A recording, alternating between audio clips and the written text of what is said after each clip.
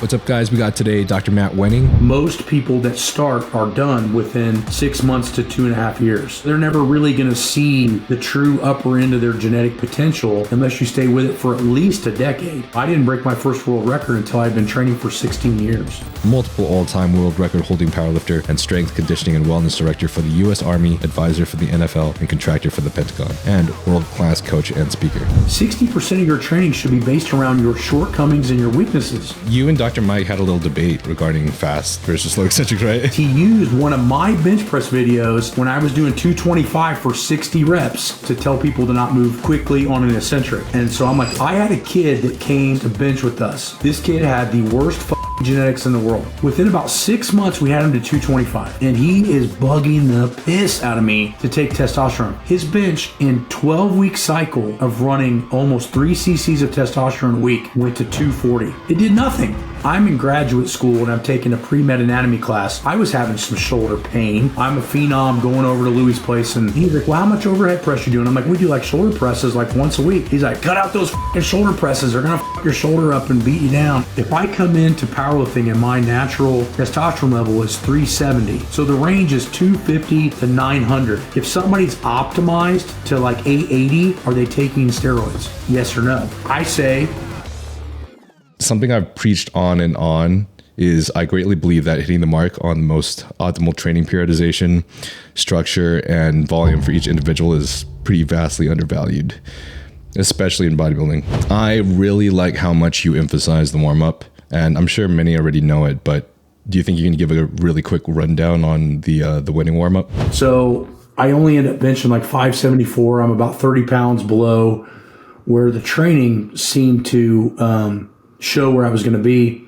and ended up leaving with the third highest total of all time, which was amazing for my first raw meet ever. But I'm driving home and I'm trying to figure out where my training needs to go, because automatically as a powerlifter, I'm like, I need to get stronger. Well, that's a simplistic answer to a complex question, because what I started to realize is that maybe my work capacity wasn't high enough because I wasn't doing a lot pre-competition lift. So if I was to go in and squat, I would do a little bit of flexibility work, and then it was right into the barbell shit. And so I'm over in Australia speaking at a SWAT team conference, and there's a lady there talking about post-activation potentiation with rugby players in the professional leagues, and how she's doing these different exercises to get the guys to actually perform better at the multiple lifts. And I'm thinking, well, fuck, I don't do anything before my contest lifts, and maybe this will help two things. One, I'll get better with my technique, and two, I'll get a higher level of work capacity. So I give a call to Flex Wheeler for the guys that are bodybuilders. I give a call to Flex Wheeler since we're on speaking terms, and I'm like, hey, Flex, I'm trying to put on a little bit more conditioning and muscle since I flipped over from equipped to raw. What are some of the best ways that I can do that? He goes, I never got bigger or stronger than doing sets of 25. And I'm like, ugh. Man, fuck, I never do 25. You know what I mean? So you start to think as like a powerlifter, like, well, 25 does a couple things. One, it gives me an insane amount of volume. But two, it also controls my intensity, because if I can do it for 25, there's no way it's going to reduce my power output long term. So long story short, I started implementing 25, and I start reading my books from Israetel and Medvedev and Zatsiorsky, and they're talking about things at around 40% or 4 RPE are still heavily conducive to creating 1 rep max strength. So now I have my my percentage or my rate of perceived exertion rate that I need to go at. So I have the rep range, I have that. And then I start thinking about doing, I start reading into a couple of Israetel and Medvedev's books, and they start talking about doing exercises that are warming up, that are priming motor patterns. So I'm like, okay, well, if I'm squatting, I need to do a squat type movement. And then I'm going to select 2 different weaknesses based on my structural integrity of where my maxes are showing me that I have certain muscle groups that are not firing correctly or not playing their part in the squat, the bench press, or the deadlift. So I'm like, well, you can never have enough triceps and lats for bench, and you can never have enough hamstrings, glute activation for deadlift, and never enough core bracing for both the deadlift and lower back. So a lot of those major muscle groups were also accounted for. So then I started reading on Alexiev, and for those people that don't know, Alexiev was from the old Russian system, and he did a 15-minute warm-up with a 50-pound kettlebell before he would touch a barbell. And this dude's work capacity was crazy. So we're talking like 250 kettlebell swings with a 50-pound kettlebell before he touches a barbell. And I'm thinking, man, this guy's work capacity must be fucking off the charts. So now I have a time limit. So now I know, okay, around 14 minutes, 25 reps, select exercises that prime motor pattern, and then also fix 2 weaknesses, and then rotate those. And so I started plugging them in, and I started off very, very easily. So thinking about this, like I was using 30-pound dumbbells to bench press 600 pounds. So this is where a lot of people screw up on the warm-up, is they go way too heavy. And so I started playing around with lat pull downs and tricep push downs and bench pressing with these lighter weights. And I did it in a quick sense where my work capacity was up, my heart rate was around 140, and then I would rest 2 to 3 minutes and I'd go straight into the squats, or I'd go straight into the bench press training. And what I noticed was in about 8 months, I went to a full meet and squatted the all-time world record and then bench 606 like an empty bar. Probably could have done 622 that day. And that's when I knew I was on to work capacity. Like I needed to have higher work capacity to get stronger. And that's where a lot of people screw up, because like, oh, I don't want to do more than 10 or 12 because that's not the hypertrophy range. Or I don't, as a powerlifter, I don't want to do more than 5 because now it's not strength inducing. That's all bullshit. Really, the trick is what repetition ranges has your body not seen? Because once you get past beginner gains, it's all about law of accommodation. So if you get used to a certain program style and say you use it for anywhere from 3 weeks to 3 months, at some point in time, that program is going to take away more than it is going to give. And a lot of it's because you're mastering the movements versus actually mastering the energy systems. So what you have to do is you have to start looking at it in a full spectrum scale on things that you may be avoiding in your training, including repetition ranges. That's the funny thing is like the rep range scheme. I think I would personally say that I think a lot of bodybuilders can take heedfulness from professional competitive powerlifters in regards to how structured their training is, like their high focus on warm-up and mobility and exercise variants, because I think that there's a slightly greater focus on longevity and becoming bulletproof when it comes to the powerlifting culture versus the bodybuilding culture. Well, there's a lot to do to that, because the ligament and tendon density is set at higher volume ranges. So if you look at a lot of Vorbiev and Medvedev's work back in the 70s, they knew that higher volumes created more ligament and tendon density at moderate to low intensity ranges. Mm-hmm. But if you read a lot of stuff on, like right now, the biggest researcher on hypertrophy is Schoenfeld out in the University of Kansas. And he says that there's no difference between doing sets of 10 versus sets of 30. Yeah. So he's starting to show that these... That's like isn't that... Go ahead. Oh, nothing. I was just recalling that's like a study that I'm pretty sure Stan Everding always recalls too, right? Yeah. So think about it, if in your training cycle, if you're hitting heavy efforts, so we're going to put this in more of a bodybuilding perspective, but if you're hitting heavy efforts around 6s and 8s, hard as you can go, then you're doing stuff at 25 reps, which is moderate intensity, high volume. Then you're doing stuff at higher velocities and slower velocities. Where's the weak link in your training? And the answer is none. So now it's just optimizing which one your body adapts to the best, which is going to be very considerate of your fiber types. So some of us have type 2A and B differences, type 1 differences. But now we know through Chinese research that there's 30 different types of fiber plus. So now we have all these hybrid fibers floating around that people have different abilities to grow at different rates from. So, Ronnie Coleman grew really well training really fucking heavy. Yeah. Whereas guys like Jay Cutler didn't train as heavy, but grew because he was probably a little bit more type 1. So again, without a muscle biopsy, we don't know this, but it's hard because I think bodybuilding, especially people that are uneducated, they only understand what works for them. And so, people are like, well, Ronnie, that wouldn't work for me because I'm not Ronnie Coleman. Well, you don't know that unless you have a fiber test, done. Exactly. But Something I actually advise for people to do, because I totally agree with you. Everything is so individual based, especially even when it comes to things like PEDs that people will completely just brush by.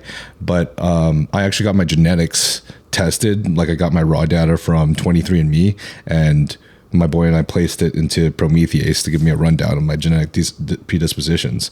And one of them that resonated with me, because I was like, I always just follow what the bodybuilders said, or followed what, both bro science and I guess most people will say that you should do. And I would go between, for example, like the 10 to 12 rep range or so. And then I started experimenting with higher rep ranges.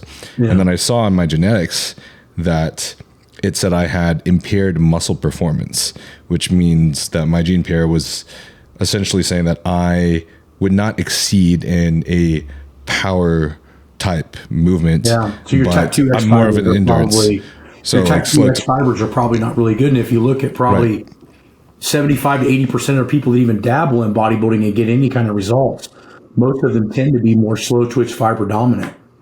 And they grow from doing moderate intensity and moderate volume versus like high explosive efforts. But you look at guys like, I do a lot of assessments with a lot of different pro teams, and you see a lot of these like running backs and their legs are fucking enormous, and they don't do anything over 5 or 6 seconds, because they're type 2X. That's why they're running 4.240s. And so I think it's interesting that, people will look at who they want to be built like and then think that training like them is going to automatically induce that type of muscle hypertrophy or performance gain. And it's interesting because the more we start to know, the more we realize that that's not true. Yeah, I agree. It just fucking sucks because nobody wants to do 25 plus reps. No. That shit fucking sucks. You saw a couple of years ago when I did, I broke Tom Platz's squat record. I did 520 for 24 at 42 years old. Jesus Christ. I was on my ass for about 2 weeks. It would be too. Yeah, it was terrible. The shit makes me want to but throw nobody up. had done it yet, and I've seen a bunch of people, and I'm like, well, fuck, I do these warm-ups of sets of 25 all the time. And I'm like, so it wouldn't take me that long. So literally, I did a 3-week wave. I did 225 for 25, which was just like an intro. Then I did 315 for 25. Then I took 7 days down, and then I did 520 for 24. What would you say that your percentage of, I guess it's really kind of hard to estimate, but what would you say is like your percentage of your 1 rep max that you're doing when you're doing these 25 rep sets? Well, it depends. I rotate again for law of accommodation. So usually week 1, they're around 3 RPE or around 30%. Week 2, they're around 35%. And week 3, they're around 40%. But I like to base things on rate of perceived exertion because when you read a lot of high-level books, Zatsiorsky talks about even with high-level athletes, your strength is variable up to 10%, plus or minus 2% daily due to stressors, hydration, previous training, all this shit. So when you become a little bit more advanced in training, basing your stuff on percentages, in my opinion, is a really good way to just burn the fuck out too fast. So if you're basing on RPE, but you're true to yourself, you pushing an RPE of 9 should be 90% or roughly that. But the rate of perceived exertion just allows a little bit more variability and waving. I strongly suggest people look up biorhythms. I think that's another big thing that is a huge factor with how people train. Biorhythms are something that, we only think that women have menstrual cycles, but men also have cycles of high strength, low strength, high cognitive ability, low cognitive ability that is variable throughout a 30-day process. And the Russians were dead onto this in the 80s before everything fell apart. Mm-hmm. So by knowing that you're going to vary all the time, I think a rate of perceived exertion understanding is much more conducive to a long-term training process. The problem with bodybuilding and powerlifting, as you well know, people get into it and then most people that start are done within 6 months to 2.5 years. So they're never really going to see the true upper end of their genetic potential unless you stay with it for at least a decade. And I'd say that's minimum. Mm-hmm. I didn't break my first world record until I'd been training for 16 years. Hard, like no breaks. No, I agree. That's something I say really, really often is Like you'll see on comments, like, I mean, the comment section hardly really ever matters because most of the people, right, commenting, especially on like Reels and Instagram, are just go comment on my fucking shit on YouTube, please, God. I want to fucking kill people.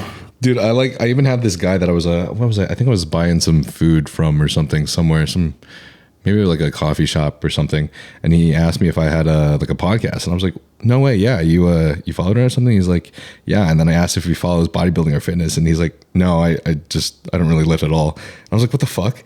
And I mean, literally, like TikTok literally just pushes my bodybuilding podcast content to literally people who don't even give a shit about lifting whatsoever. So I'm like, when you look at these comments, I feel like people should remember to not. And the problem is I think people like, and you'll notice this because your following is so much bigger than mine, but you'll look at it and you'll see that even though some people don't like to do it, it's still intriguing to them.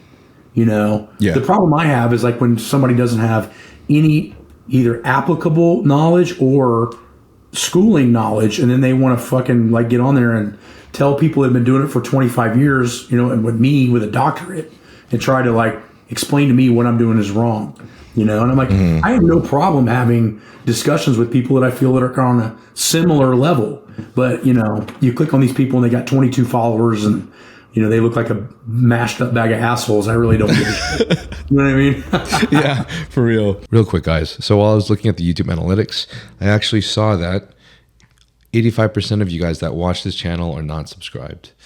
And I want to ask very little of you guys, but if you enjoy this podcast, if you find value in it, then please do me this one favor and subscribe to the channel, because doing so helps me get bigger and greater guests like the guests you are listening to today.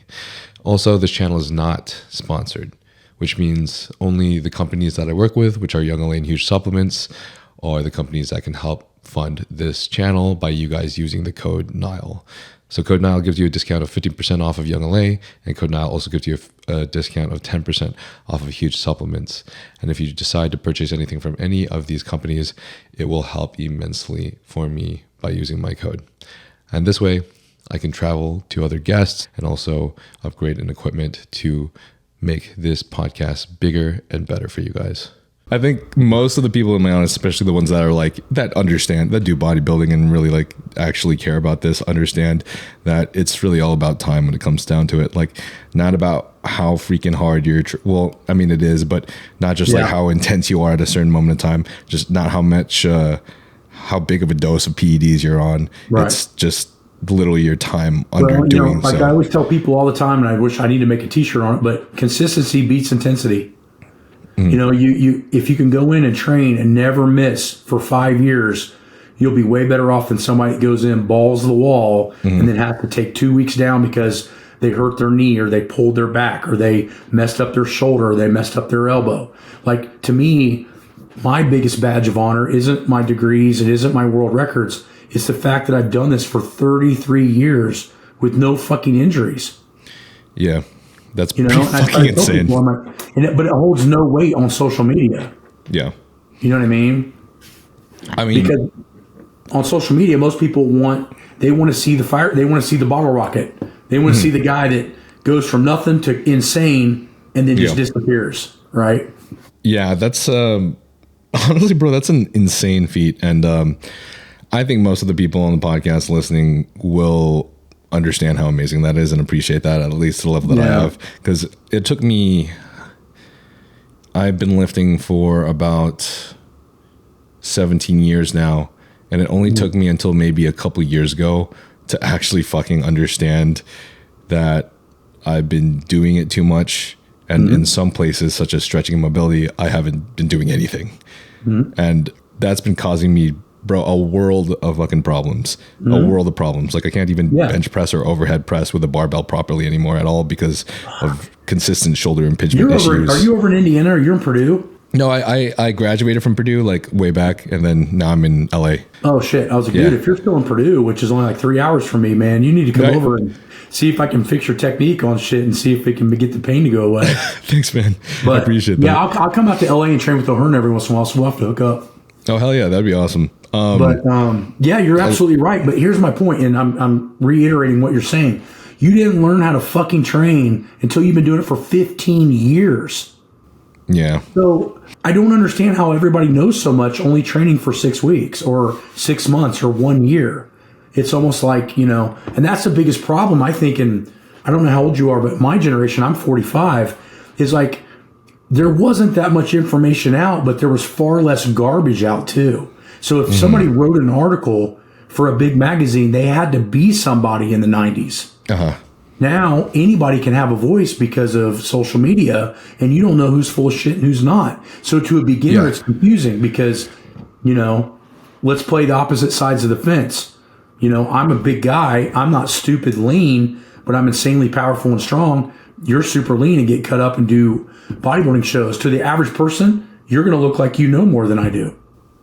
Right? Well, just from look, regardless of what we know. And the problem with that is like if you look at a lot of the top level strength coaches and the people that are insanely smart in training, most of them are very well educated, even probably more so than they know how to train. Because I could show you in my library right now, but I have books that I still have to read chapters and paragraphs multiple times to be able to digest. Same. And I have a master's in biomechanics and a doctorate in kinesiology. And I'm like, how can you know all this shit? You know what I mean? So it can be frustrating sometimes. I think my point being is back in the day, you had to be a Louis Simmons or a Charles Poliquin or somebody like that to have an article in a big magazine.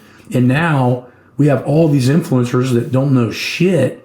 But to the masses, they know everything. Right.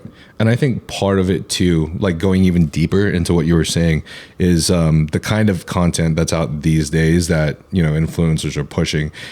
Not like it's not always necessarily wrong. It's more so that the problem with it is whenever people are creating polarizing or blanket statements where people then believe, oh, this is true for literally everybody, when that's absolutely false. I think all the most experienced coaches and athletes that I've spoken to in podcasts or wherever else have always expressed individuality and the variance of individuality when it comes to literally like every variable that comes to it's huge. These sports. How we're built is going to change, how we should probably need to train slightly. Our age, both chronologically and training age, is going to change how we adapt and also recover from training. Our natural recovery processes are all different genetically.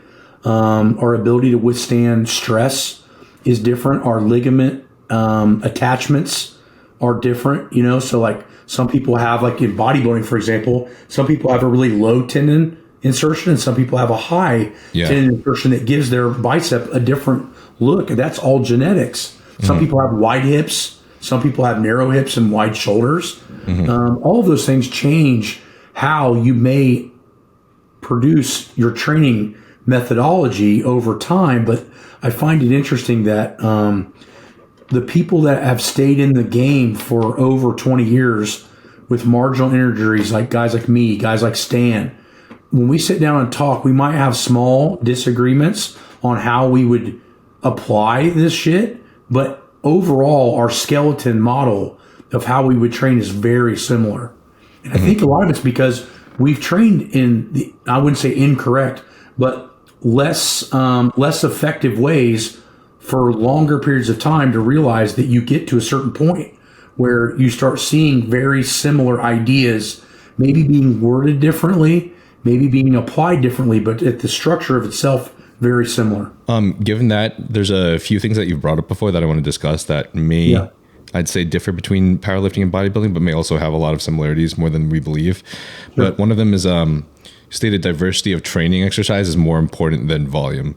Can you explain this? Well, so volume is one thing that your body will get to a limit of, and it will not be able to respond to more. This is a lot of the reasons why the Soviets split their workouts into 2 times a day, because then they were effectively able to train much longer because there was only an optimal amount of time per workout, which is about 50 minutes. So if you train more than 50 minutes, you actually go more catabolic. Your hormones are less anabolic. you're actually doing more degradation than good. So the Russians started to separate the training into multiple sessions with anywhere from 1 hour to 5 hour breaks, depending on the intensity of the workout. So we know that volume parameters are limited in their ability to make the body adapt. Yep. But what really starts happening is variety starts to play with law of accommodation. So when you see about 1973, when Medvedev and Vorbiev start to apply the conjugate system training, which is various types of movements, in about 73 to 74, the training volume effectively doubled because they were not able to produce so much damage in the exact same motor pattern. So if you use the exact same exercise all the time, you're going to get the exact same mileage and wear on the joint.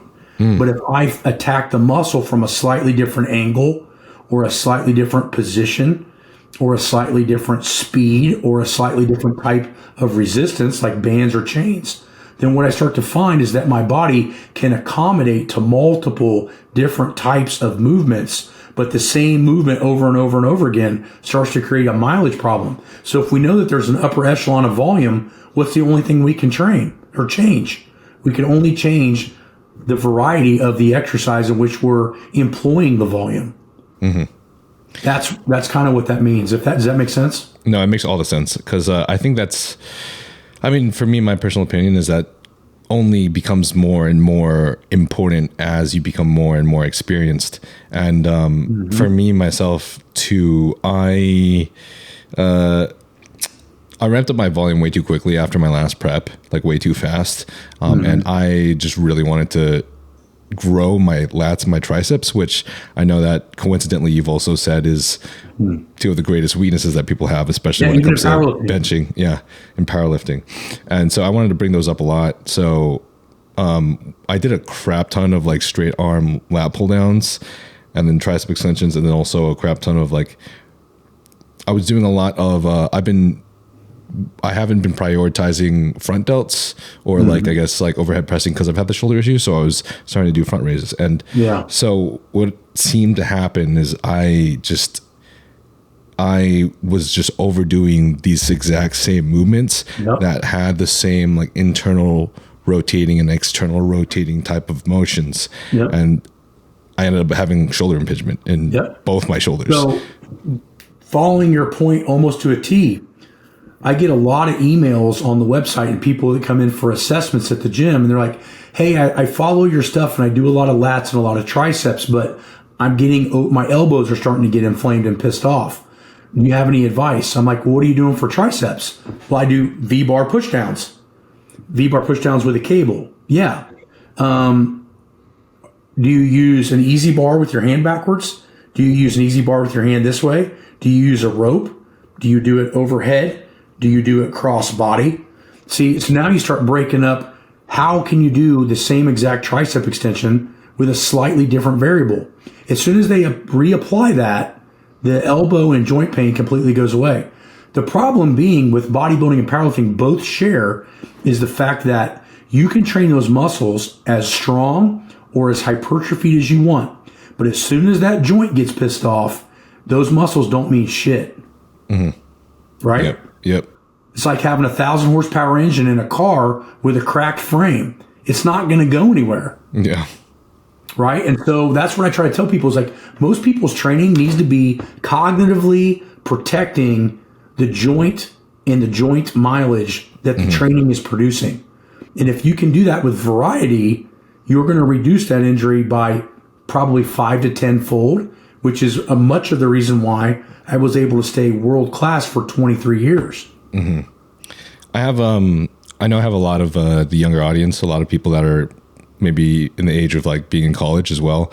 And that's something kind of I want to press is I think most of these people, or at least a lot of athletes, are starting to get a little bit more aware of doing warm-ups and being, I think, conscious of their bodies and being bulletproof.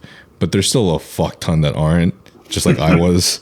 And, you know, man, when I was younger, I fucking thought like, you know, I could literally go in after like a night of drinking and then go hit a PR on bench press and I like didn't even warm up. And I would like do that all the fucking time. And now that I am like really focusing on going to Olympia, but I'm like much, much closer to my 30s. I have fucking pains everywhere, bro. And I'm like, I don't think I should be having this much pain at this age already. And I'm just realizing, on my side of the ball, I didn't break my first world record until I was 28. So I really didn't start getting any like little small pains until I was 36, 37. Yeah, that's fucking insane to me. Yeah, I fucked up. I squatted over 1,000 pounds at least 16 times in competition, over 1,100 about 8 times, and then 1,200 in 2011. Jeez. And my knees and my back are fine. But my point being is I did not use a straight bar squat constantly to build those up. I used bars that brought out my weaknesses with lighter weights. So I'm 6'1", so I'm pretty tall. So for me to squat those kind of weights, my technique has to be absolutely perfect. The safety bar made my torso taller, therefore to keep my chest up higher, I use the safety bar a lot, and it made it, when I put a bar on my back, it felt like I was 6 inches shorter. And so I trained with that bar constantly because it brought out my weaknesses, which was my anthropometric height. So point being is like a lot of times the exercises that you suck at and the ones that you avoid because you don't feel like a fucking superhero in the gym are probably the ones that are going to give you the biggest bang for your buck, whether it be muscle hypertrophy or strength. It doesn't matter. Yep.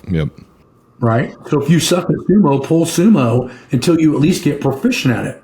If you're really good at bench pressing really wide and you suck narrow, where's your weakness? Right? So if there's anything that anybody takes away from this is 60% of your training should be based around your shortcomings and your weaknesses, whether that be in strength or in size, because a lot of times, when somebody's super strong, they don't tend to have a lot of imbalances. When somebody's super bodybuilding prepped and they win a lot of shows, they're balanced, correct? So if you have really strong quads and weak hamstrings, that's going to show on stage. It's also going to show in your squat. Make sense? So that's where we share a lot of similarities. Right. For this muscle group, I have trouble with this one personally, and I know a lot of other people do too. And I was talking to Stefan Kienzel. I'm not sure if you know that coach, but that's the coach of like Urs and Wesley Vizers and Martin Fitzwater. He said the same thing about Wesley because Wesley's lacking in his hamstrings. But for hamstring strength and just overall growth, is there any like variation of exercises that you would recommend? Yeah, I mean, we train, my hamstrings are probably just about as jacked as my quads. I can actually send you pictures. Because like at my prime about 6 years ago, my quadriceps were hanging off the side of my hamstring. I mean, it looked like from the back end, like full blown, like Olympia pro level bodybuilding. And I was only taking a cc a week of cypionate, which is nothing. But my point is like, if you want really strong hamstrings, you have to be proficient at glute ham raises. But I say that proficiency in glute ham raises tends to be much better of a hamstring builder for heavier guys.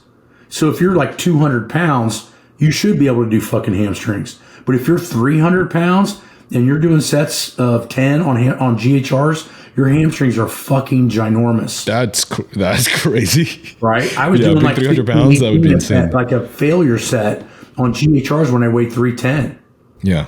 Right? So point being is some exercises are going to be better for some people or other people depending on body weight and size. But my opinion, if you want a fucking jacked posterior chain and hamstrings, you're going to have to plug in good mornings. Like to me, my hamstrings never got more jacked than doing safety bar good mornings. And at my strongest, I was doing 635 for triples when I was deadlifting 822. And my hamstrings looked like they would just come off of my glute. Like, and it really transferred. But I think that would be a very good exercise. The problem is that a good morning, you can screw it up real easy and fuck up your back. Yeah. So again, some of the best exercises to use can, without professional assistance, be some of the most damaging and harmful exercises. Another one is stiff-legged sumo deadlifts. I think they build a lot of mass in the hamstring that in certain areas most people don't have because bodybuilders don't do a lot of shit wide. And I think that can create a huge advantage to your hamstrings as well. And then also following tempos. I think I'm a huge proponent, if you're trying to put on muscle mass, to slowing down both the concentric and the eccentric based on removing stretch reflex. So we can argue all day about when you come up concentrically as strong as possible, which a lot of people talk about. That's awesome, but you're using a lot of stored kinetic energy in the tendon. And when you're trying to just put on muscle mass, you want to negate the tendon out of the movement as much as possible. And the only way to do that is to slow down the contraction. So again, like people listening, go do hamstring curls on whatever machine you want and do them at your normal speed. And then I want you to do it at a 3-3 tempo with the same weight and tell me how much fucking harder that is. Yeah. All right. So if you're limited on, you don't have a good coach and you don't know if you're doing good mornings correctly or you got a bad back, which a lot of people do your shit slower and that'll make your hamstrings grow like crazy. Going off of eccentrics, you and Dr. Mike had a little debate regarding fast versus slow eccentrics, right? I don't know what the debate is. His fucking numbers on his powerlifting numbers are terrible. It's like I looked him up and I thought, okay, this guy's going to be like 700 squatter, 700 deadlifter, 500 bencher, and it's like his numbers were equivalent to what I did at 13 years old. Now, I'm not saying he doesn't know anything about hypertrophy. That dude is smart as shit. But the reason we had the discussion is he used one of my bench press videos when I was doing 225 for 60 reps. He used one of my bench press videos to tell people to not move quickly on an eccentric. And so I'm like, okay, you want to open up these can of worms? Here we go. So the point is that fast eccentrics actually have a lot of stimulation of type 2X fiber.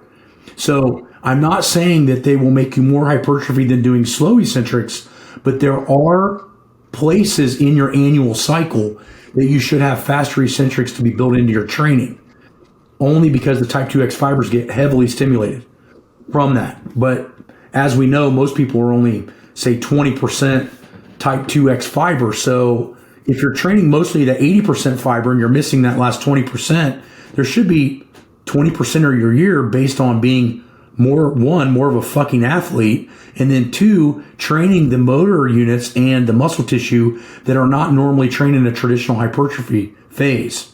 That's just my thought process on that, and that includes fast eccentrics. That makes sense. I mean, obviously, especially if you're trying to train with those fast movements as a powerlifter, like you would want to implement that in your program, at least somewhere. If you're trying to be a bodybuilder, why are you going to negate the other 20% of muscle tissue you're never turning on with slow stuff? Right. On average, moving slower and more controlled eccentric is going to put on more muscle, but you still have that other 20% of type 2X that needs fast motion in order to be stimulated. Tying them all together is a huge advantage to not only powerlifting, but also bodybuilding. Gotcha. That's cool. Yeah. I mean, like I said, I've studied that pretty extensively. And bands will actually, the real power to band training is that it increases the eccentric speed. So think about this. In bands, you don't need gravity. I can go to outer space, and if I have a blue band that's 200 pounds of tension, it's 200 pounds of tension with no gravity. But you attach that band to a gravitational weight like a barbell, it's going to accelerate how fast it's getting thrown to the ground. And now, instead of 9.81 meters per second squared, it's going to travel faster, meaning you have to react to it faster.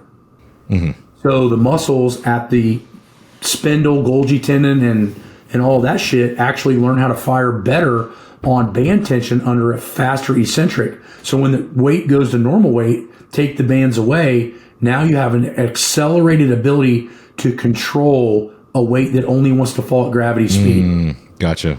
Makes sense? Yeah.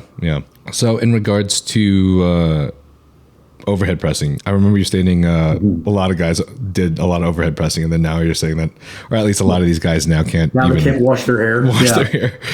Yeah. Can you talk about that a little bit? Because I feel like I'm starting to get there. So I did a YouTube video on it, but basically, and I have very detailed video on my Patreon, but it's like a couple of years back.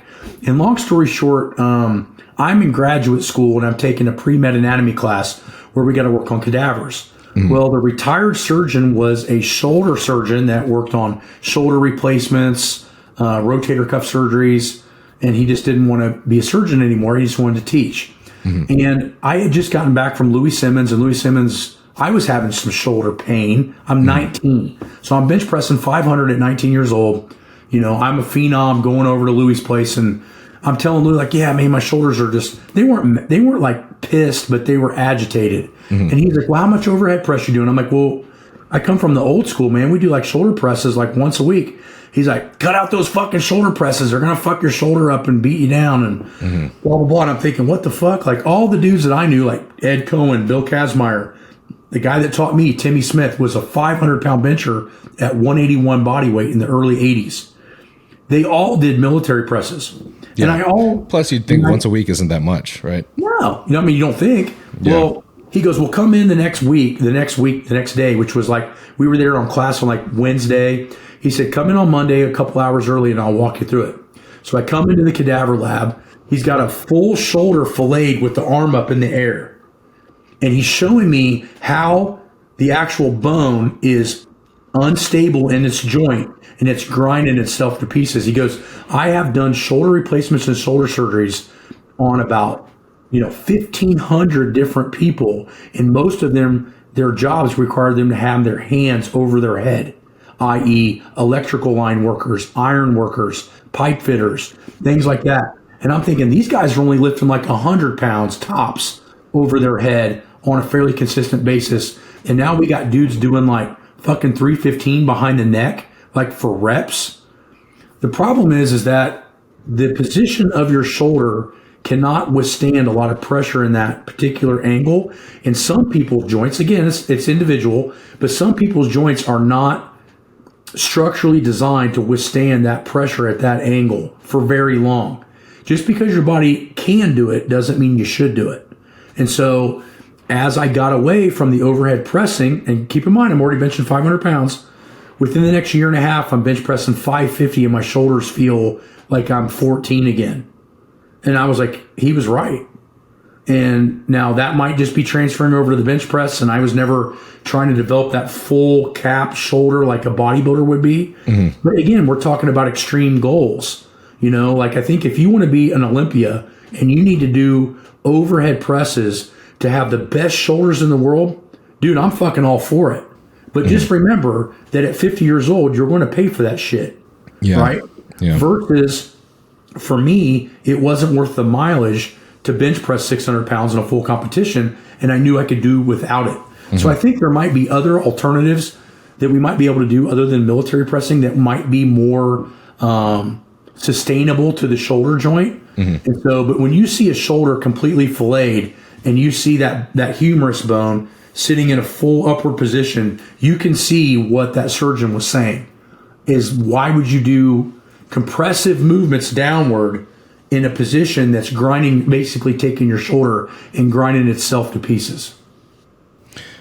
Some figures recommend doing, if they're going to do overhead presses for their anterior delt, some recommend doing it on like even like a slight incline or. Yep, agreed. You agree? Okay. Yeah, because then you're not straight overhead. You're kind of a little bit more here. Right. And that's going to let it work a little bit better, but pure strict overhead, totally against. And I'm not saying that I don't do them maybe once or twice a year, but I think it's important for people to realize it shouldn't be a part of your annual training cycle on a regular basis. Gotcha. Right. Okay. But the point is crazy. Like I focus mostly on my triceps and my rear delts. The last time that I did a seated military press just to fuck around, because I had this argument with somebody in the gym that came in from out of town, I did seated militaries to the chin, 405 for 3. So 405 for 3 seated, and I don't even do them.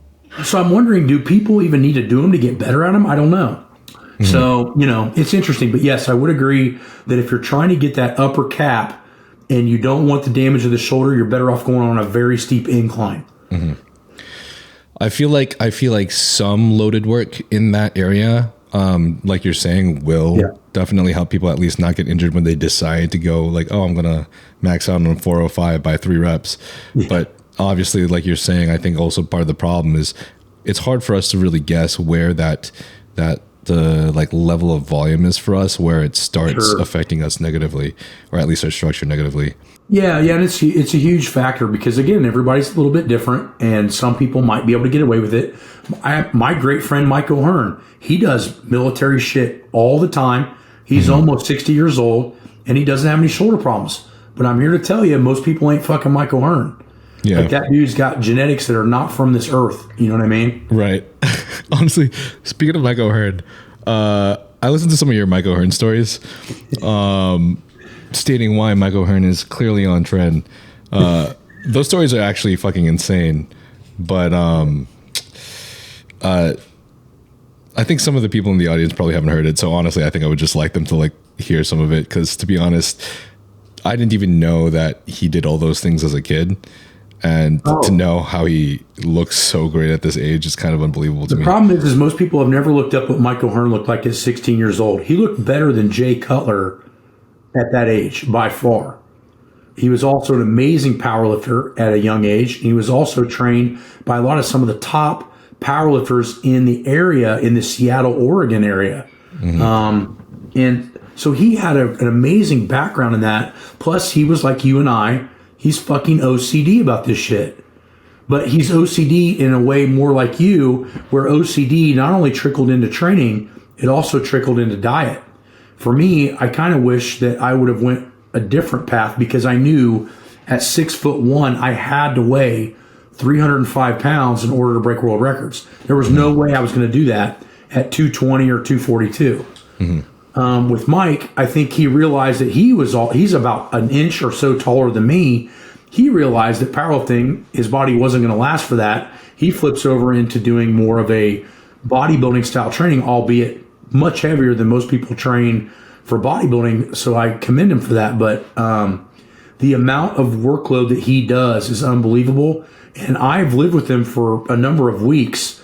And I can honestly tell you, the only time I've ever seen him eat a cheat meal was when I went to his 50th birthday party. Me and CT Fletcher were sitting there eating together, and Mike ate a 3-inch by 3-inch square piece of red velvet cake. That is the only time I've ever seen him eat something bad, where I'm like, holy shit, like that's totally respectable, but that fucking ain't me, dude. You know what I mean? Like I to get as big as I got and as strong as I got, I had to eat a fuckload of calories, and there was no way I was going to do that clean. You know what I mean? I was eating somewhere around 8,000 calories. But yeah, I mean, we met in like 2001 or 2. I had just won my first collegiate national title.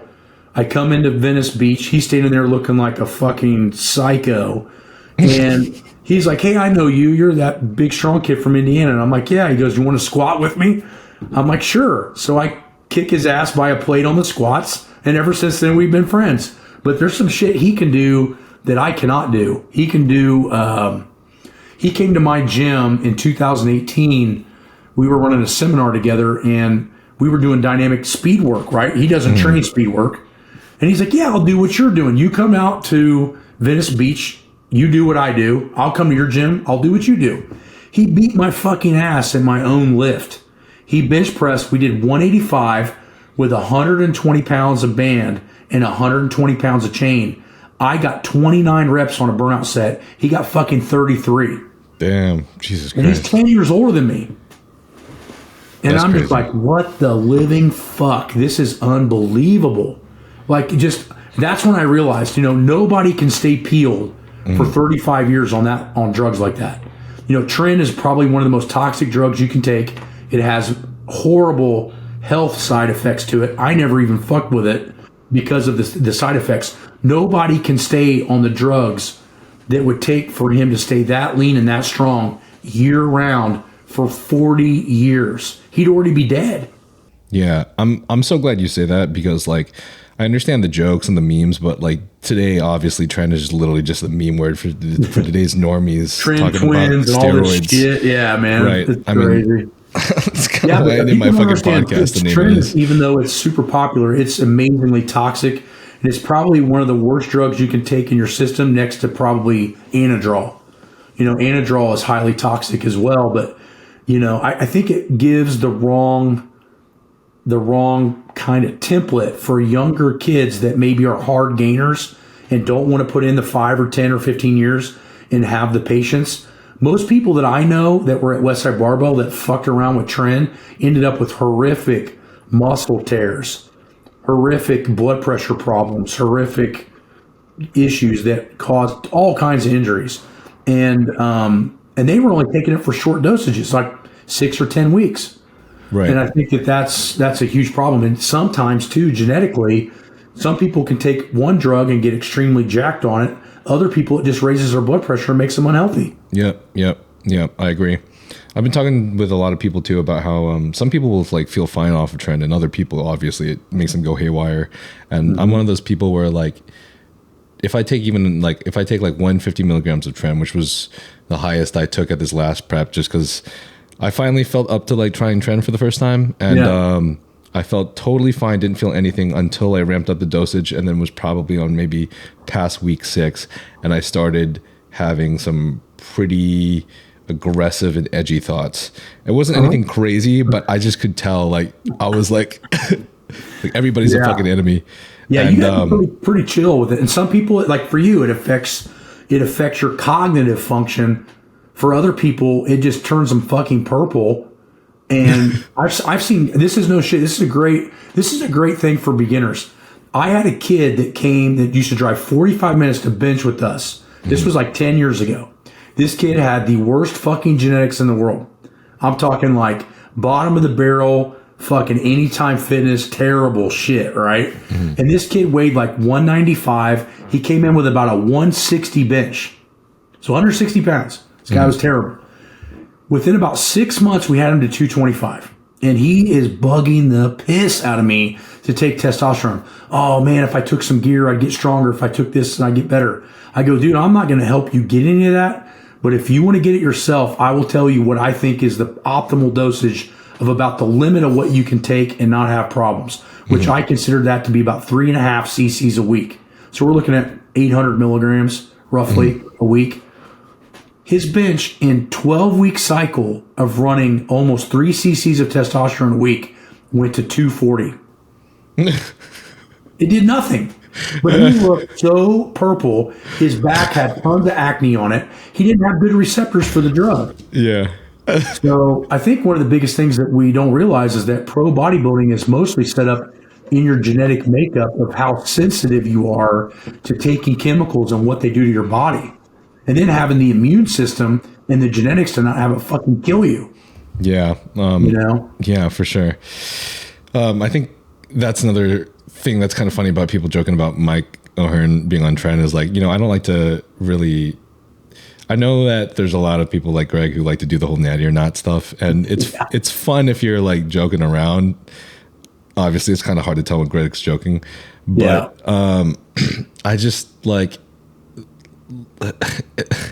if Mike is or ever took any compounds, like it's clear that he just knows what the fuck he's doing, and obviously he's not taking Tren.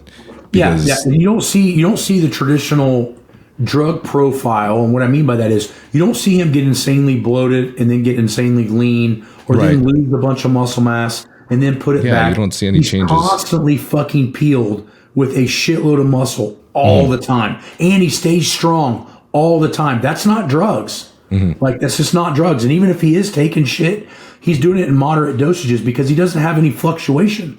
Yeah. He always looks lean. He's never retaining water. He's always strong. And so different drugs would require different motives of what they would do. Winstrol helps you get a little bit stronger, but actually dries you out. If he was taking a lot of Winstrol, he'd get a lot of muscle tears for how much weight he lifts. Right? If he was taking a ton of test, he'd be red. He'd be as red as a fucking tomato constantly. Right? So whatever he's doing is fucking working because the dude stays strong, peeled, and muscular all year round.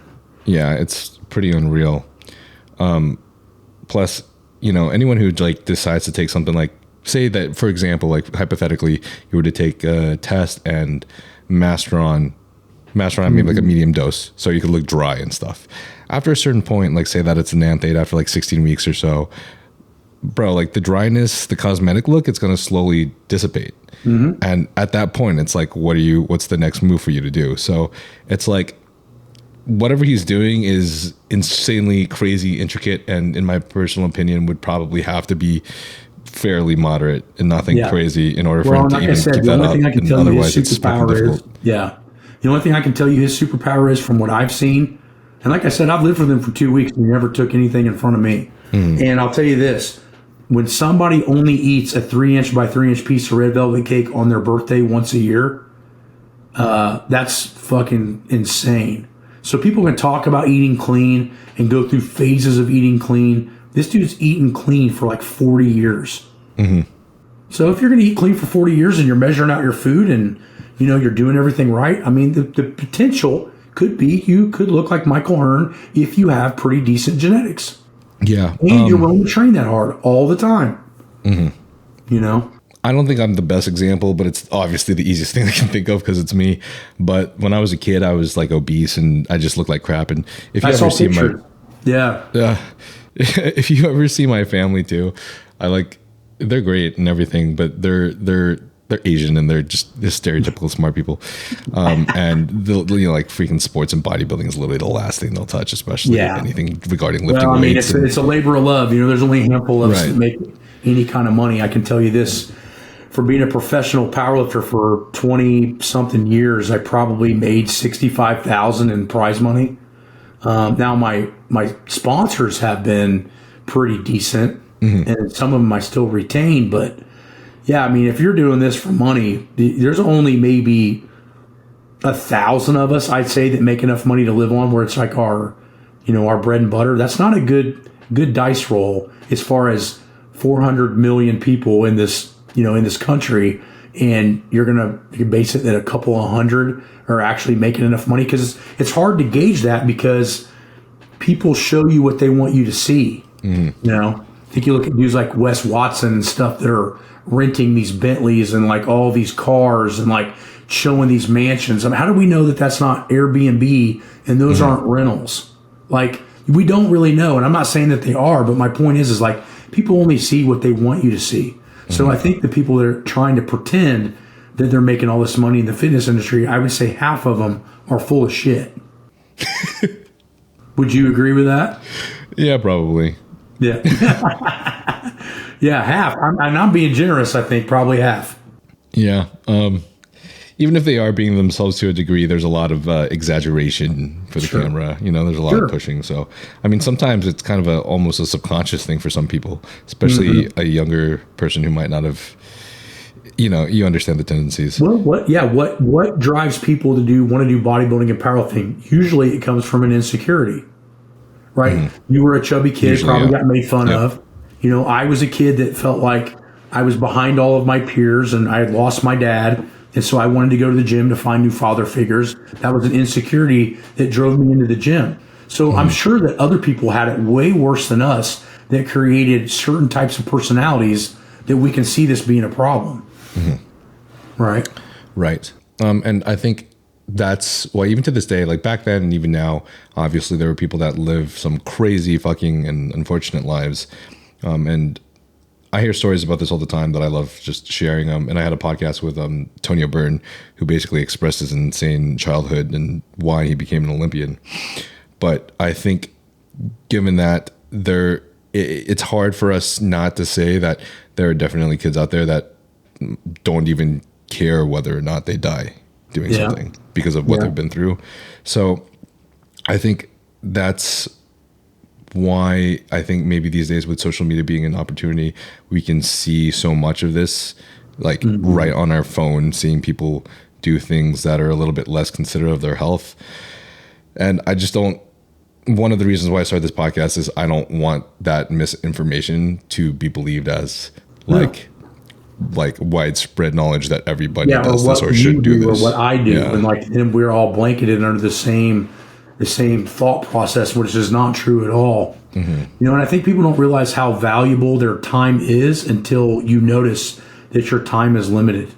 So the problem is like, when you're 20, everybody's bulletproof at 20. But when you're 45, 50, you start looking at time as a different type of currency, right? You start looking at it as like, I just turned 45 a couple of months ago, and it's amazing because I look back and I don't think there's enough money on the table for me to go back to the lifestyle in which it took me to break those world records. Because I realized, like, you know, I'm sure you saw on Dave Tate's, I didn't go to my brother's wedding because I was prepping for squatting 1,200 pounds. That's the type of mentality I had to have to be that good, because I wasn't a genetically gifted dude like John Hack. I wasn't a genetically gifted person that could miss workouts. I was so OCD with what I was doing, and a lot of that just wasn't worth it. But at the time, I looked at all this energy and time that I had invested into getting to this point, that nothing was going to stand in my way. And so I think that for the guys that want to be the best they can be in the world, their work ethic overrides everything in their life. You know, I kind of got a lot of that from watching a lot of documentaries on Larry Bird when I was a kid, because in Indiana, Larry Bird was like fucking Jesus.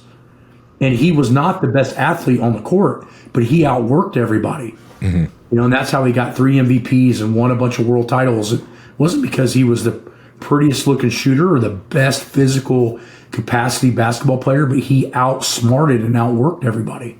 And so I had to do that, and for me to be any good, and I had to outlast people as well. Right. And I think that if anybody can take anything away from it, is like, if you want something bad enough, you can get there, but sometimes your time parameter is a little skewed, you know? Yeah. I like to use this analogy by Charles Poliquin. He used to say, people overestimate what they can accomplish in a year and underestimate what they can accomplish in 5 years.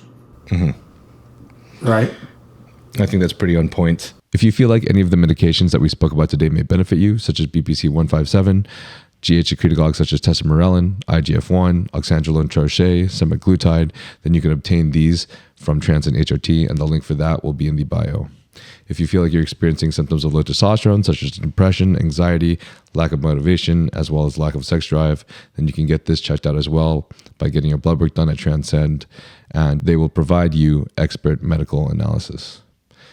Transcend HRT has worked with many professional bodybuilders and pro athletes, such as Thor Bjornsson, Phil Heath, and Jeremy Buendia. And if you feel like this podcast has any relevancy to you, I do believe that this clinic will provide of great benefit to you as well. I think what all of us need to understand, I mean, most people understand this, I think, listening to the podcast, but I think what we need to always consistently remind ourselves is the faster we go now, or the harder we go right now for something, we're going to have a consequence later on, right? And in my personal opinion, even though it's not as, in my opinion, not as like wholesome as the other consequences, I think the most noticeable one that people care about is it hurts your potential. Like you fucking go super, super hard now, and it can hurt your potential a long time later when you could, you know, be a world champion in powerlifting or an Olympian in bodybuilding. Sure. Well, the big thing is, I try to tell people this all the time, and they can believe it or not believe it. Doesn't matter to me. But 2003 was my peak natural ability. I won USAPL drug tested collegiate nationals. I squatted 826, bench pressed 572, and deadlifted 722. And then I took fucking drugs. Yeah. I was already top 20 in the world in my weight class, then took drugs, turned pro, and then became a world champion 3 years later, not 3 weeks later. And the point is that everything was slow and methodical and smart. And again, building a natural base and having a natural kind of foundation to your training is super important, because in my opinion, the drugs, I think, maybe play a bigger part in bodybuilding than powerlifting. But the drugs in powerlifting, which I can speak on, they only add 10 or 12%. Well, where do you want that 10 or 12% to kick on? When you're benching fucking 225 or 550? Yeah. Yeah. Because 12% at 550 is a shitload. 12% at 225, like the dude I was telling you that traveled with us, was jack shit. Yeah. So again, for those small, quick gains, like what you're talking about in the beginning, being impatient really sets you up for failure long term. That's why I'm always surprised when people say like bodybuilders use way more doses when they first start off, and then now they're using less to maintain. Now the truth is, using less to maintain is like completely true. You hardly need as much, not even close to as much to maintain. But in my opinion, though, every single time when you use something, you end up having to titrate up if you want to have the same response. after a period of time, right? Like we talked in the beginning about training, right? But there's only so much volume that you can put in, even with drugs, until you have to change the drug. You have to change the stimulus somehow in order for you to get a different or better result. And I don't think that really holds any different with drugs. You know, you can only take so much testosterone until you're going to have to switch over to equipoise or Masteron or Primobolan or some of these other designer level drugs in order to get to those different receptors. The same thing holds true with training. If you're just back squatting with a straight bar and straight weight constantly, there is a ceiling limit to that because you can't just keep doing more. You have to do better and different. Right? What are some of the dumbest things you've seen athletes do with gear? Dude, on gear or out? I've seen, actually, this is what's more fucked up. I've seen more drug-free people train like fucking idiots than I have drug people. I don't know why.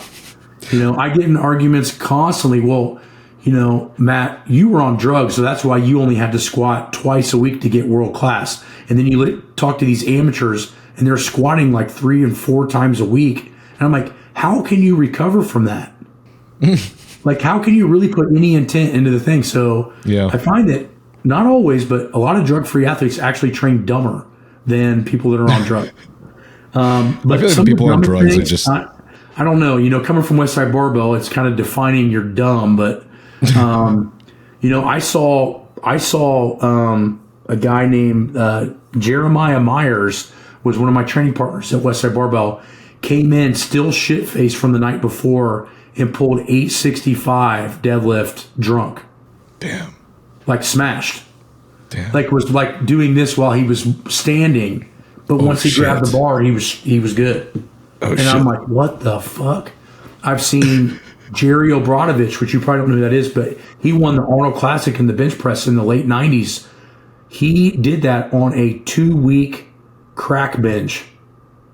So he ended up getting, I think, some money from a person dying, and it was real sad for him. It was like his uncle or something. And he took all of that money and smoked crack for 2 weeks straight. Louis went and got him from the crack house, put him in the car, took him to his house and detoxed him for 24 hours. He went to the Arnold Classic and bench press like 770. Damn. Yeah, totally insane. I mean, that's not really drugs, but that's a different kind of drugs. But that's the type of shit that we saw on a monthly basis at Westside Barbell. You know what I mean? It's crazy. Yeah. Do you happen to have your own like worst experience or mistake that you've ever had with PEDs, just for maybe anything that might help an audience that's not as experienced? I had the mistake of thinking that growth hormone was going to make me stronger. It did get me leaner, and I did feel better on it, but I didn't gain 1 ounce of strength on GH. So that was, in my opinion, at the time, a waste of money. I was always a very big. Do you remember how much you were taking? What's that? Do you remember how many IUs that was? It's been 20 years ago, but I was taking like, I want to say 10 IU a day. Okay, yeah. It wasn't anything stupid, but, you know, I just wanted to try it because there was a batch that came through town from a reputable source, and I was like, well, let's try it and see what it does. And it didn't really do much for me. The only other thing is I do have a Tren story. I thought that I had gotten a hold of some equipoise. It had actually been trenbolone acetate, and the dosage on it was too high. It was almost like a yellowy color. And I took a shot, so it was high alcohol, and I took a shot of it, and I about near coughed my lungs out. It was pretty nasty, but that was the first and only time I mistakenly took Tren, and I never liked it again. So now I hear Tren, I just get these automatic flashbacks of fucking choking my lungs out. But I was always a big fan of just Cypionate, and then right before a meet, I'd run a little bit of D-ball, like 6-8 weeks out, and then right before the meet, I'd run like 20 milligrams of Anadrol. That's really all I ever fucked with. But for me, I felt stronger with less, and I don't know why. I think once my body got to a certain level of toxicity, I think my blood pressure got fucked up because we weren't training with those kind of drugs and just doing a pump workout. We were doing shit where we were popping stuff in our eyeballs. I would have bruises in my head from my veins popping on my skull. from squatting 1,000 for 3 or whatever the fuck we were doing. And I think my blood pressure just could never counteract.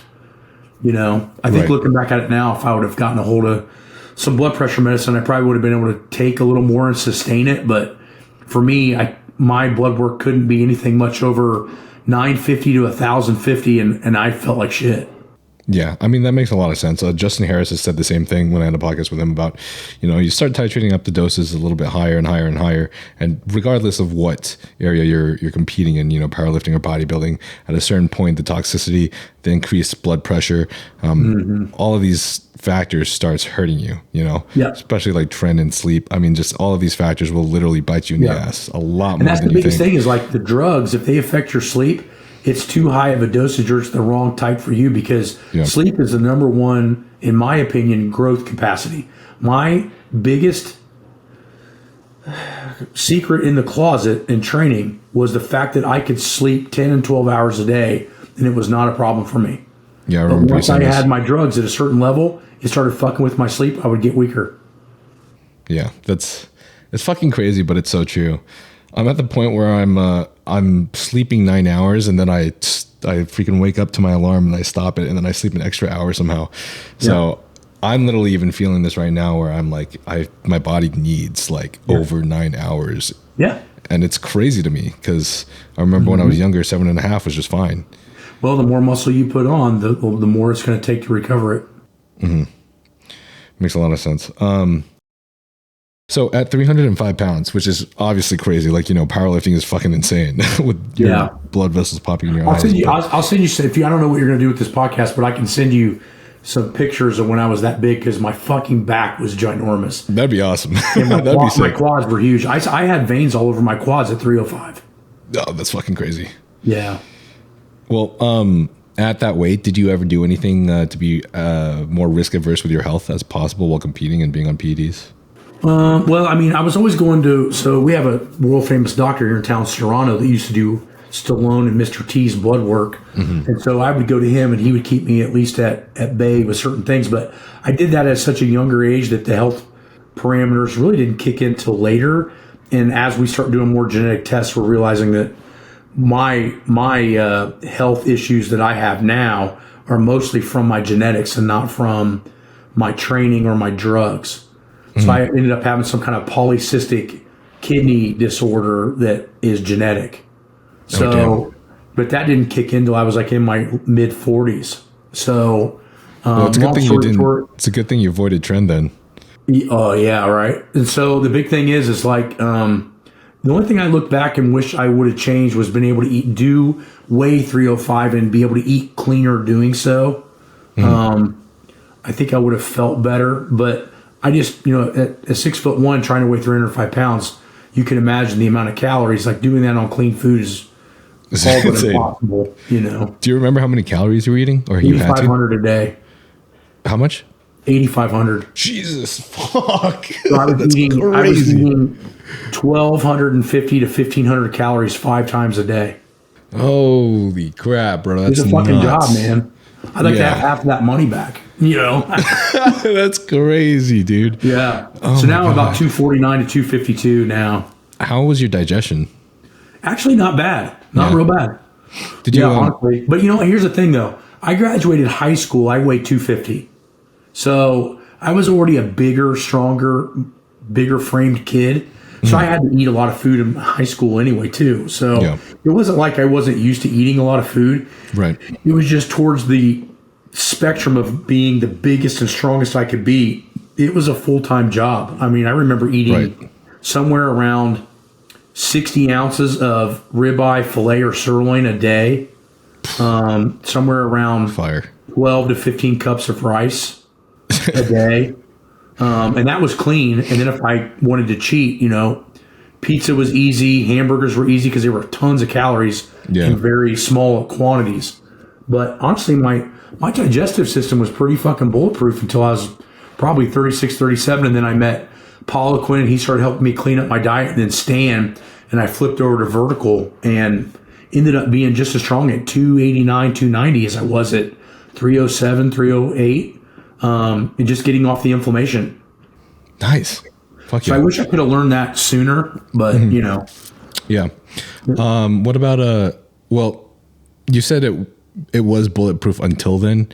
Did any problems come up with your digestion when you did make the switch? No, not really. Sometime You just start having like weird, like, I don't know how you'd say it, but like, like your shits were just more liquidy, and they just started, like, your digestion just wouldn't hold the calories. I started noticing that I was getting gluten intolerant. Yeah, so if I ate a lot of bread or anything, or pizza with a lot of gluten in it, my stomach was, 1, bloated for like 2 to 3 hours, and then 2, it was just a fucking chocolate water fountain. Yeah. My body would just excrete it as crazy as amount. And then as I got into my early 40s, that started to be affected by also how much sodium I was taking in.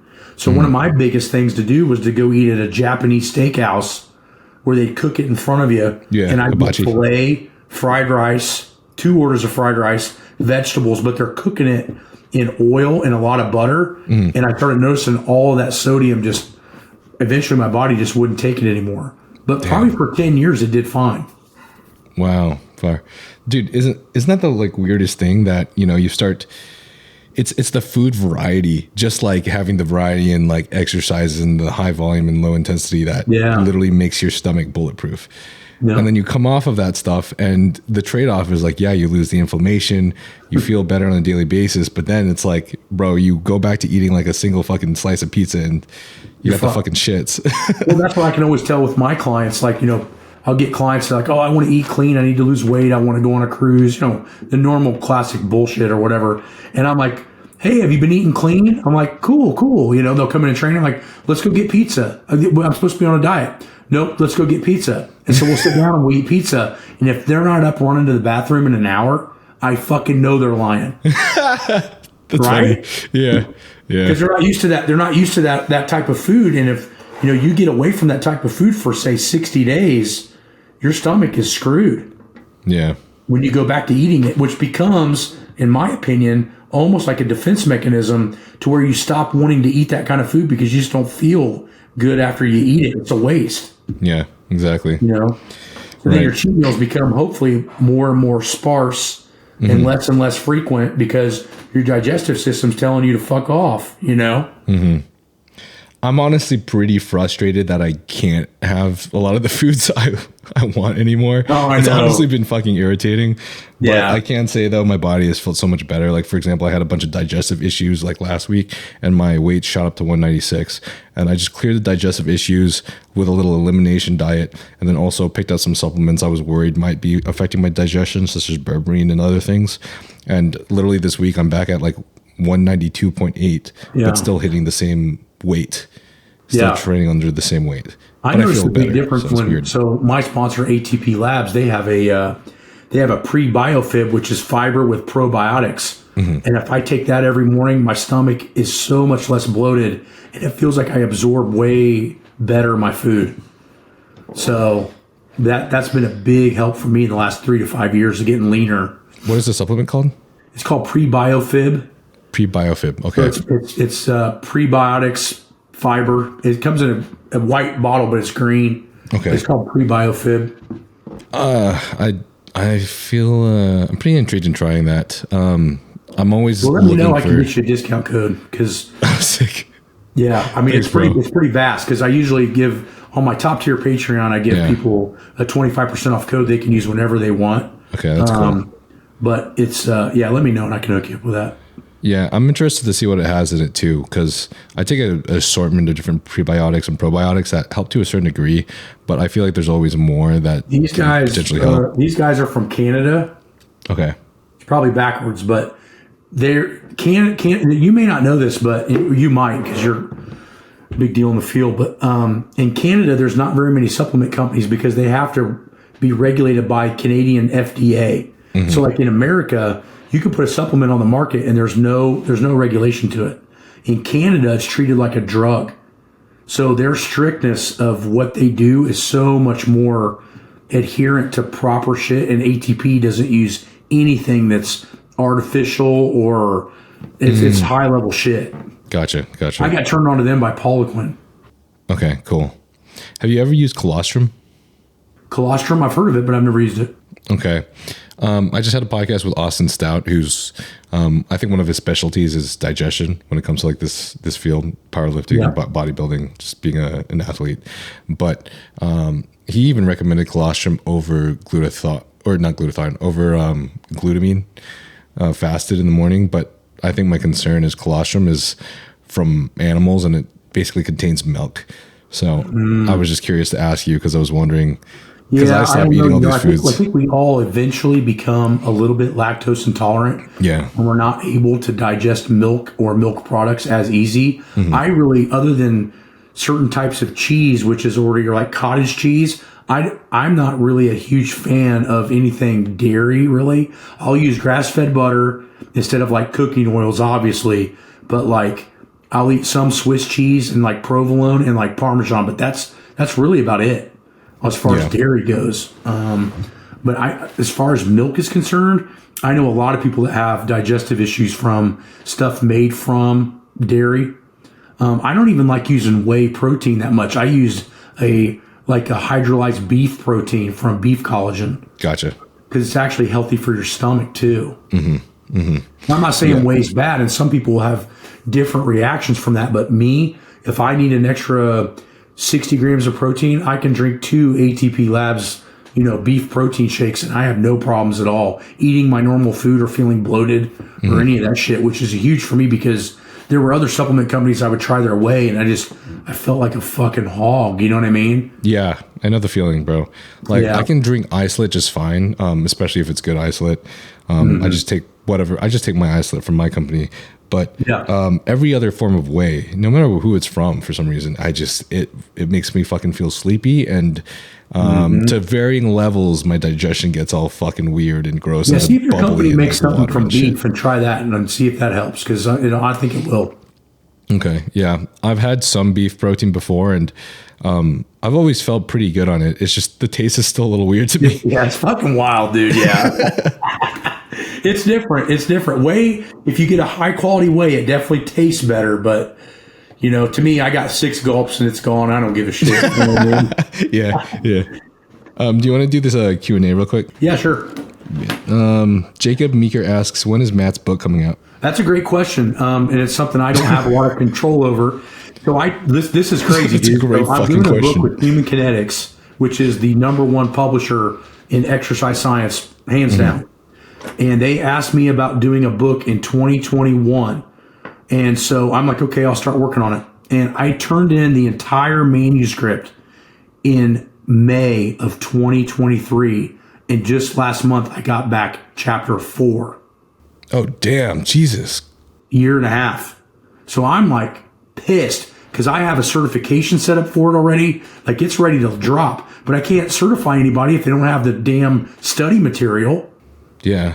Right. So, so we're hoping 2025, but I have no control over that. They've had what I consider a finished product since May of 23. Jeez. Yeah. Brutal, right? I've heard it's crazy, but not that crazy. Fuck. I'm sorry about that. Well, some of that might have been due to COVID too, Yeah. Excuses. You're right. Jackson Nordman asks, where can one learn to program for strength for themselves? That's difficult because it's going to be a long road. I think the best thing you can do is read books. Do not go and look at shit on the internet, because a lot of people don't have the books that you need are very important. So, and again, I don't care if you sign up or not, but on top tier Patreon, about every 3 to 5 weeks, I post the books that I'm reading and my own personal notes. That's how you're going to learn how to do it. But on your own, the problem is that there's just so much false information out there. But, following a lot of the old articles from Louis Simmons, a lot of the old Powerlifting USAs have a lot of gold information in them. I'm talking Powerlifting USAs from the 80s all the way to, I think, when they quit making it around 2009. They have tons of articles from Poliquin, Herb Glossenberger, Louis Simmons, a lot of guys that put down the groundwork for where the top athletes are today. And I think that that's super important. But if you really want to dig in and learn how to do strength training, and I can condense it down to one book that I can't say mine because it's not out, would be Zatsiorsky and Mel Siff's Super Training. But if you're not heavily educated, good luck trying to figure that out. Because I opened that book up even to today, and I've had it since 2008. And every time I open up that book, I pick up something new. So again, it's one of those books that was not really written to read from A to Z. It's kind of chopped up, but the information in it is fucking gold. Gabe Barad asks, what kind of gear are people competing on tested federations taking? In tested federations? Yeah. Well, they're going to take testosterone real far out away. Here's the other thing is what's tested. This is an interesting concept because if I come into powerlifting and my natural testosterone level is 370, right? So the range is 250 to 900. If somebody's optimized to like 880, are they taking steroids? Mm-hmm. Yes or no? I mean, I say yes and no because under guidelines, they're drug free. But in reality, they're taking supplements to be maxed at that level. So that's going to probably start to change the dial closer to competition where they're going to have to take things that are faster acting, faster half-lives to where it's out of their system when they piss. So that's when they're going to flip over to Primobolan, Anadrol, Anavar, things that only have maybe anywhere from hours to days of half-lives to where they're testing clean. So, and now we have this whole different situation with peptides. If you take a peptide and it's increasing your testosterone, is that cheating? I don't know. I mean, so I think that you're probably seeing a lot of these drug-free athletes. They're taking a lot of shit or staying right under the radar. That would be my thought process on it. Ethan, you can do it, asks, tips on getting into personal training in this day and age. Tips on personal training? Well, first of all, have something to, I'm trying to say how to word this, but have something to sell. Like if you're not pursuing a bachelor's degree or a master's degree, or even in some cases a doctorate degree, you're going to have a hard time getting in to personal training unless you're just selling somebody like a facade. And that's the problem with personal training now is people can go to a weekend course and be certified to train, but really know jack shit. And so what I would say is be strong yourself, educate yourself, put money, time, and energy into your education in pursuit of understanding how to train, and then worry about being a trainer, because then you actually have something of a solid foundation to sell people.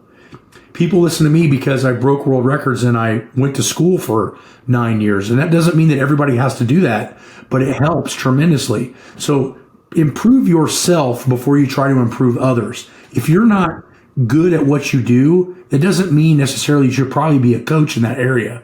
You don't have to be the best in the world, you know. You don't have to be a world record holder. You don't have to have a doctorate, but you damn sure better have more than the average shithead in a gym, right? Mm-hmm. And the problem with personal training now is we got average people training average people. We don't have anybody that's at a higher level that's actually trying to do it right, because in reality, personal training these days is a popularity contest more than it is what you know. I mean, how many people do you and I both personally know that we don't need to name that sell people bullshit products and call themselves trainers? Definitely a lot. Yeah. So again, don't worry so much about your presentation. Worry about your authenticity and your baseline of education, and shit will fall in your lap. I like that a lot. Yeah. I believe credibility is definitely one of the biggest factors to being able to get the most clients, or at least do the Sure. best, which is a big reason why a lot of these top coaches, even in the bodybuilding sphere in Olympia, they will literally state like on their bio, like how many pro wins, how many pro card wins, how many Olympian wins, etc. As you just rack it up, it's your resume that just continuously increases. Sure. Big Al says, come to Brothers Gym Greeley. What's that? He says, come to Brothers Gym Greeley. Brothers Gym? Where's that? I honestly have no clue. Sounds like Hulk Hogan owns it. Brother. Mike Jim McLean asks, Oreos or Chips Ahoy? What's that? Oreos or Chips Ahoy? I'd say Chips Ahoy for sure. Fire. Yeah. I would say Chips Ahoy. And it has to be done in shit we just talked about not eating, which is milk. you know? So I tried it with almond milk and it's close, you know what I mean? But yeah, I don't know. I definitely Chips Ahoy. I hate that it exposes my weakness, but I mean, that lactate is actually kind of fire. Fitness Fusion asks, science behind adding weight to the last rep other than being a badass? Okay, so that's a very advanced way to train. I'm sure you've seen me do it. Back in the day, I would start the bar at like 700, add 50, add 50. So for a 3-rep training cycle, I go 750, 800, holding the weight. And the reason that I did that is because I wanted to see if I could sustain technique under fatigue. And so as the weight increases, your technical capacity must stay the same or improve, and you're doing that under a heavier load. So to me, it shows a very high sense of athleticism and concentration to be able to ascend the weight instead of descend the weight. So if you strip it down, it makes it easier. But what when you do when you fatigue rep 1 and now you have, say, 15% of your energy is burnt, and now you go up another 10% and do it another gun, but your form doesn't break. And so that's where I think I hold a little bit of an advantage over even Mitchell Hooper and all these guys that have tried or done the 520 for 24 to beat Tom Platz. Is if you watch my video, which is on YouTube, no rep looks any different every rep. Whereas Mitch Hooper at like 16, 17 starts rounding his back, dropping his head, knees start coming in, whatever it is, but it starts looking really fucking shitty at like 20. And mine's just like click, click, click, click, like Terminator. And I think that type of ascending sets help that tremendously. Just maintaining focus under more strain. Yeah. Badass, bro. Dip Mellow asks, constipation issue. It's not very much of a question, but I feel like we kind of discussed that in terms of digestion. Yeah, if you're constipated, your gut's usually a good register of if you're eating the right shit for you. Yeah. You know, and I think you might need to play around with, like you're talking about, you take some foods out, you put some foods in, you see how your body reacts, and you do that over a long period of time, and you're going to find a good, healthy medium of shit you can absorb and utilize. If you do get constipated and you really need some help, like ASAP, Justin Harris recommends, what is it called? Dulcolax and Miralax. But I'd say that's like that's like your little temporary fix, and then you should just not eat that shit anymore. 3 or 4 years ago, but I have a video on YouTube with me talking about having to go to the ER because I drank bad protein and it solidified in my large intestines. What? And I about ruptured my fucking gut. Oh fuck! What? Yeah, you got to go watch that video. It's funny now, but when it was happening, it was bad news. Luckily, the doctor was pretty hot. It was trying to stick fingers up my ass. What was going on? Holy shit! With your grandma sitting right there too, that drove you there because you can't even drive. Yeah. So, but if you don't mind me asking, what do you mean by like protein was bad? Like, how was it bad? So did you find out? There was when I was in grad school, there was a company called Iron Mind. I think they still exist. It's like a magazine, and they made their own protein. They sent it to you in a 5-pound bag. And so this was graduate degree year number 1. So year number 2, I'm starving. I have no money. I'm digging through my desk to find a fucking protein bar or something. And I pull out the bottom drawer and there's like half of this protein. And I'm so fucking hungry, I don't even care. So I take like 3 scoops of it, boom, boom, boom, mix it up with some ice cold water. Damn. Drink it. No big deal. So not an hour and a half later, my buddy calls me and goes, hey, you want to go to this bar that has these really good sandwiches? Fuck yeah, I do. I was like, but I don't have any money. He's like, don't worry, I'll buy for you. So he buys for me and I eat this sandwich. And then I drink like a pitcher of Guinness. It's like $2 pitchers. And so and again, Guinness isn't that high alcohol, so I'm not trash or anything, but I go home and I wake up the next morning and usually I have to shit in the morning. Well, I didn't have to. And so I'm like, that's kind of odd, but not like I was in pain. Well, then that night, the Ball State basketball team had won the NIC title, beaten like Kansas and just barely lost to Duke. And so all of the local Subways gave us free footlong cards if you work for athletics. So since I'm a GA, I work for athletics, I get 2 free footlong cards. I go and I eat this huge footlong with double meat. Well, this is like noon. By 1 o'clock, I'm starting to dry sweat. right? And I don't have stomach pains yet, but something's wrong. Like I feel like I have a really bad flu bug. So I go home and I'm laying down and I can't fucking shit. And now I'm getting stomach pains to the point that I'm laying on the ground in the fetal position. And I call my grandma and I'm like, Grandma, you got to take me to the fucking ER. And I fucking knew it. You were going to get hurt lifting all those fucking weights, blah, blah. Look, it's my fucking stomach. I'm not hurt. She's like, oh, fine. Well, I'll be there in a minute. That's funny. They take me to the ER. They do an x-ray and I have a 2.5 foot long white mass solidified in my large intestines, not letting anything move, with all of that food backed up in the back. Oh, damn. And she's like, if you didn't win another hour or two, you just started like perforating your large intestines. Oh, that's crazy. And I was like, oh shit. I mean, it was bad. Like I wheelchaired myself in to the ER because I was in so much pain. Anyway, dude, that was a 14-pound shit. Holy shit. I was 288. And when I got out of there, I was 274. What? Yeah, that's fucking crazy. Yeah, go watch that video, dude. It's crazy. Oh my god! Did they say how it solidifies? Well, so the rotten protein somehow just locked up and turned into a fucking cement.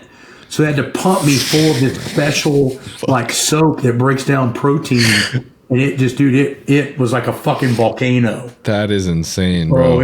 It was the worst smelling fucking shit. I mean, I've been in some bad places, and this thing would have fucking killed everything. Oh my god, bro. Yeah. I mean, this isn't even on bad protein, but if there's anything I learned about like bodybuilding and digestion in the last like fucking 15 years, it's like, don't eat more protein than I know I can have in one sitting. I know. Because that shit it wasn't the amount, me up, it was expired. Well, that too. For some reason, it just turned into fucking rock. Yeah. And I hadn't eaten anything all day, so it was like dry on my stomach. You know, I was thirsty. I was hungry. I just got done working like a 10.5, 12-hour day in the weight room. I was dead. You know what I mean? So I'm sure that dehydration contributed to it as well. Mm-hmm. Damn, that's fucking nuts. Yeah, it's crazy. Yeah, I feel like part of it is like the most, like the craziest part is obviously that it just was fucking bad protein. But I feel like part of it too is like whenever I digest extra protein. Have you ever heard of what is it? Supplement that starts with a B. It helps you. It increases your stomach acid so you can digest more protein. Oh yeah, bile. What was it? Is it called like your bile, like for your liver bile that helps you digest stuff? But there's like a supplement that helps increase it that starts with a B. Oh, yeah, it's I don't know what it is, but it's I know what you're talking about. It's like something with pepsin. It's B something with pepsin. But anyways, yeah, it helps increase the stomach acid. So I've noticed that like for me personally, like if I consume over 60 grams of protein in one sitting, or if I consume like 50 grams of protein and then like I feel like I need to fit more protein before I go to bed, and like I eat another 50 grams within 1.5 hours instead of 3 hours or something, that shit just starts fucking building up, bro. And then like I got the worst fucking protein farts, man. The worst protein farts, and then it fucks up my sleep. I'm fucking waking up because of my own farts. You're waking up gassing yourself, doubling yourself. They're fucking miserable, dude. Quinn Ferguson asks, what do you look for in a future world-class powerlifter? Honestly, just work ethic. I mean, some of it comes down to anthropometrics as well. I mean, you know, obviously if somebody's built for it, it's going to help.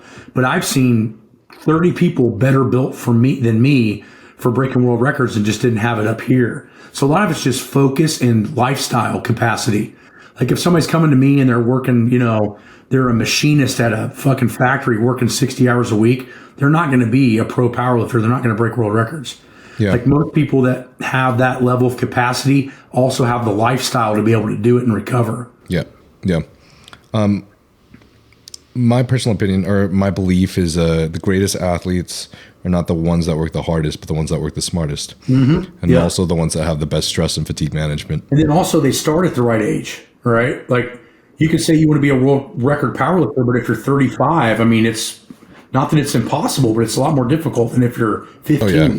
Yeah, absolutely. You know what I mean? I mean, you said something that resonated with me a while back on a podcast. I think you said Thor Bjornsson, like his basketball coach made him stretch for like 40 minutes a day from like what ages of like, from the age of 4 to 12. That's fucking nuts. There's a window in time in which you can maintain or gain in flexibility at your optimal. And that's the range. It's like 4 years old to 10. You can get more flexible after that, but you won't be as the peak flexibility unless you train it at certain ages. So there are certain age parameters which things have to be stimulated.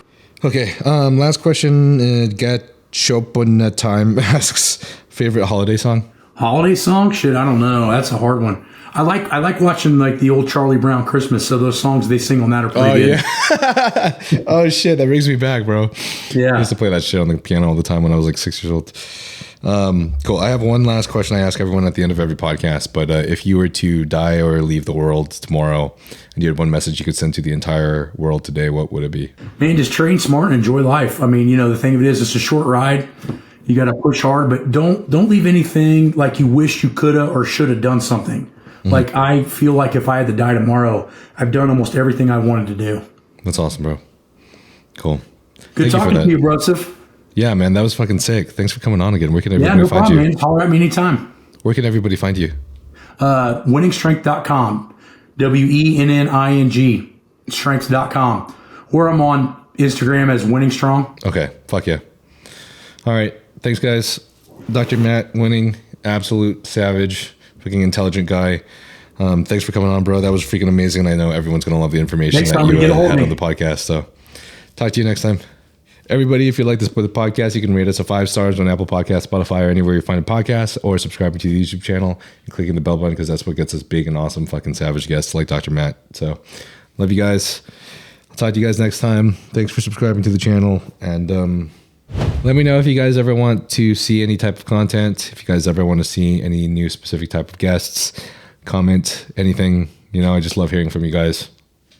See you guys next time. Peace.